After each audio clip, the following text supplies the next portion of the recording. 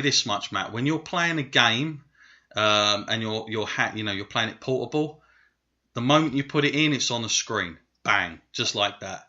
No, like probably like a second, if that. It's literally bang on your screen. As long as it's on the right channel, of course, it's there. And the same as when you take it up, as Matt said, you want to run out the door, you've got to catch your bus. You take it out, it's still on there. It's gonna last.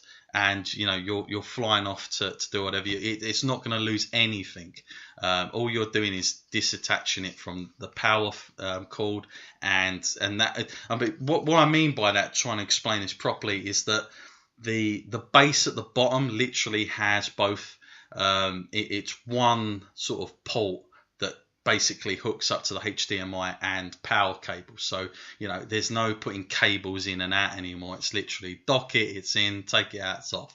And yeah, that's basically it. So, I know I've gone on a huge tangent there to answer that question, Matt, but I hope that gives you some insight. But it is instant. It's totally instant, which I was really shocked about and very impressed. It kind of does time you nicely to my next question then. Okay. So you're out the door now with it, and say your journey's quite long. How long can you expect this battery to last? And once it has run out, how long does it take to recharge it? Yeah, good question. Well, now this is very interesting because, of course, when it's docked, it's always charging and it's going to get to its max and, stop basically. But, of course, you've got two Joy-Cons, which are the controllers. These are the little things on the side which can be held in your hand, both left and right, or it can be merged into a controller. Or it can even sit on, the device itself when you're playing it portable. There's so many different ways or options to play about with that. So again, you've got those Joy-Cons need to be charged, and of course the actual Switch itself. So how does this work? Well, the Switch itself, literally, when it's docked, and then you're sitting there with the two Joy-Cons in your hand, obviously that's charging.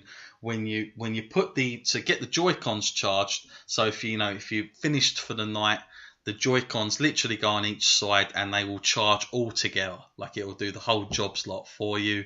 The Joy-Cons, they last up to about, I would say, a good 9 hours before I've ever hit any real, and that is 9 hours of pure gameplay, not just like on and off. That's 9 hours solid for the Joy-Cons. So they got a very, very good battery life to them. I've never had it really where I've been like, in an emergency where I've been out and not been able to do anything with the Joy-Cons. With the Switch itself, this is the interesting part here, is if you're playing a game like Legends of Zelda, Breath of the Wild, if you're playing a heavy duty game like that, you can expect to be playing it, if you're going to be doing it full on, a minimum of 5 hours is that probably on that one. But that is, again, a very heavy duty game. Now, if it's something that's not, and it's like arcadey, or it's something like a sports game type thing, that'll probably last you up to about 8 hours. 8 to 9 hours, I would say, if you've got full charge. But I've never ever, I'll say this much, I've never had the problem of it not being charged. And I take it with me quite a few places. I've been on a plane with this thing already, and although I only went over to France at the time, which isn't a long flight, of course nowadays you've got that access to a USB, so it's like really easy to just plug that in and kind of keep it going. Now the other thing with this, Matt, I'm not sure if you was going to ask this or not, but I just want to put this out there, is that people often say like, how do you play it like on a bus or if you're on a train or something like that? Literally, you can put both Joy-Cons on the ends and you're literally playing it like a portable device. Except it's much better, and of course you've got much better games on it than the normal PSP used to have on it. You can play it like that, but if you're on a train and you've got like the table in front of you, if you're on a plane and you've got that little mini table, you can literally stand this up, and there is a stand on the back of the Switch that you don't have to buy. It's there, it's comes on the Switch, it's literally at the back. You take it out, it will sit up straight, and then of course you can take the Joy-Cons off, which are both controllers, and you can either have them in your hands or you can literally merge it to the controller pad that it also comes with a Switch. So just to give everybody a heads up of what it's the experience is when you're out and about with the machine. Okay, okay, so that sounds pretty good to me. What about durability-wise? Do you have any worries? Like, if you're just putting this in your backpack or whatever, do you feel safe with that? Do you have to take any special precautions for that, or well, is it just pretty? This is a kind of niggle of mine because they now you can get these things. They don't come with it, so you got to get this on top. But basically, they have these little bag things that your Switch will go in, and it's like a case. But you can get different themes. I had a Zelda one. I've now currently got a Mario themed one, which is much better than the Zelda one because it holds more of the games. By the way, the games are tiny. We'll come on to that because I think that can pose a few problems somewhere down the line. But if you want to take your machine with all your games, it literally comes. So you can put all your games in this case. You can have your earphones in there, and the Switch sits nicely in it. And it's strapped in nice, and it's like it's a little case. Now the only problem I have with it is the fact that this case has like a little handle on it, but it's like I don't really just want to be walking around with the Switch in my hand like that. Do you know what I mean? So that gets annoying at times. So what I've done, this is just me. If I'm out and about, I don't really just want to have that in my hand and walk with it. I kind of wish it was like a long, like you could throw it over your shoulder and it just sits down by your waist. Unfortunately, it doesn't have that. So what I've done is literally bought a kind of small, I guess like little man bag type thing, but it's like a mini version one. And that helps a lot because the idea of walking around with that just in your hand just doesn't work for me. But it does keep it protected. I totally recommend it because again, you're carrying around a screen. The other recommendation is buy screen protector. Definitely buy one of those. Now you can get them a lot cheaper online if you go to certain places like eBay and stuff like that. Or you go to the main game shops that are, depending on where you are in the world getting this thing, they'll charge you a lot more for it, like about, I don't know, £8 to us, which is just like, what?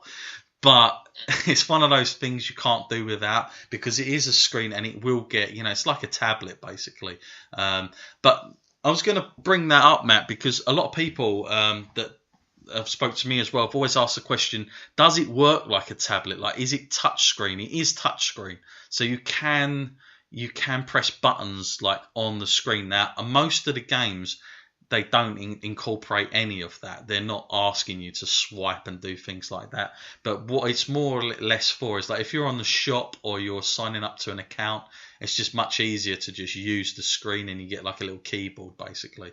That's the only time I've really used it, that function, because a lot of the games have kind of left that alone, which I totally get why, because it just would become a bit of a kind of like it's a fabricated version of a tablet, I guess, just like really impressive games. That'd be the difference.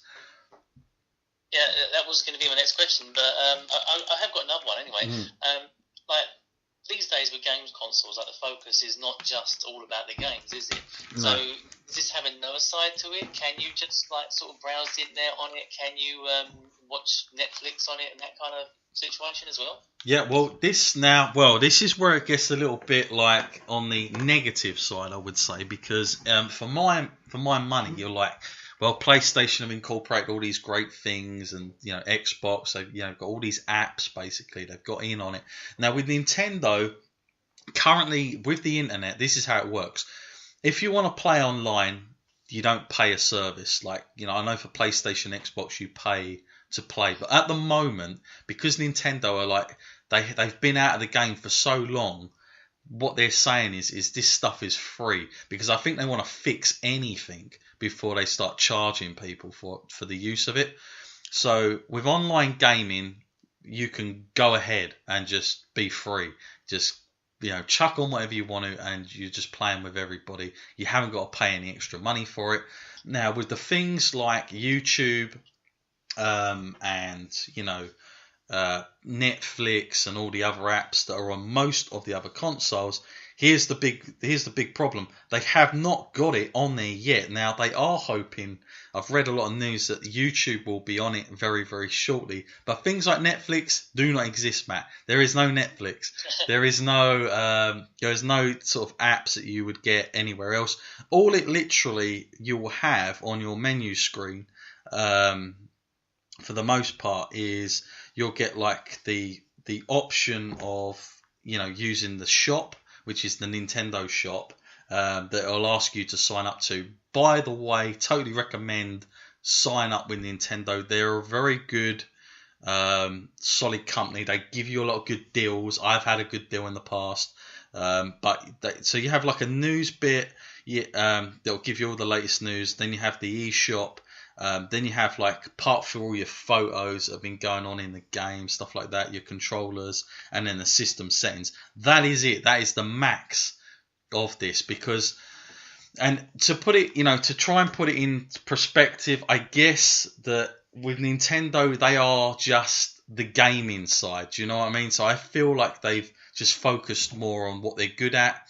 And I feel like they've stayed away from things they wouldn't be. So they've just focused more on what they're really good at, and thrust that to the forefront. But that is a negative if you are wanting to be about, and you just want to sit there and watch it like a tablet at home and just watch something on TV.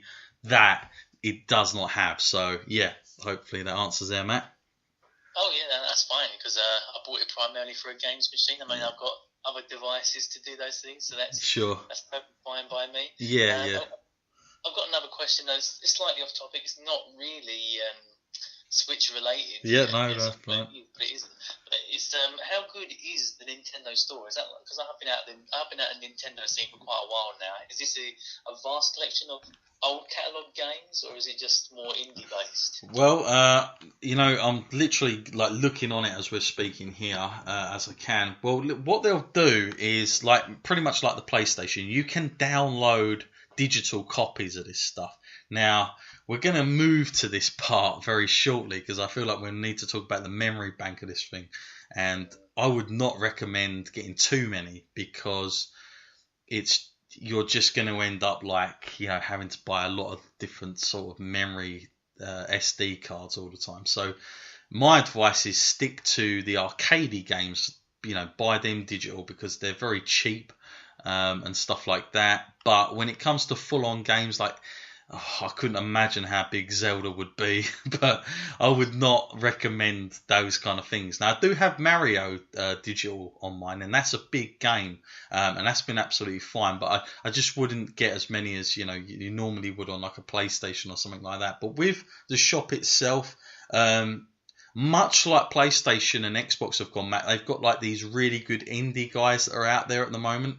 And some of these games, because they're exclusive to Switch, you probably wouldn't have seen them anywhere else, which is kind of cool. So they have their own sort of, part of indie game makers that are just making just for the Switch, because obviously they're taking advantage of the fact that there are two Joy-Cons. These are really good, what Nintendo calls HD Rumble controllers, which are able to do a lot of different things. And, so these indie makers are like making them specifically for the Switch because of that capability. So there's a lot of good indie games that can price anywhere from like £2, like that's brand new. It's not something that's gone down, but it'll range from like £2 upwards to about 16 quid. Also, what they did do, like, I don't know if Xbox has done it, Matt. I know PlayStation's got in on it, but Neo Geo games have started to all crop up on there as well. And they're about the same price that they would be for any of those consoles. And what Nintendo have done now, I always say about Nintendo is they are like the version of what Disney are in the film business. They're very good at re-releasing their old stuff. Like, they always re-release, and that stuff only ever gets more expensive. If you want an original Mario Brothers game, that is still to this day super expensive, and people are like, what the hell's going on?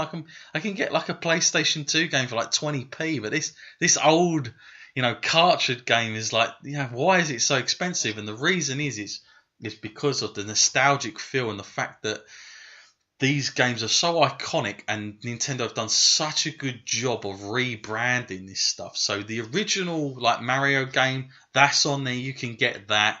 You can get like they're kind of like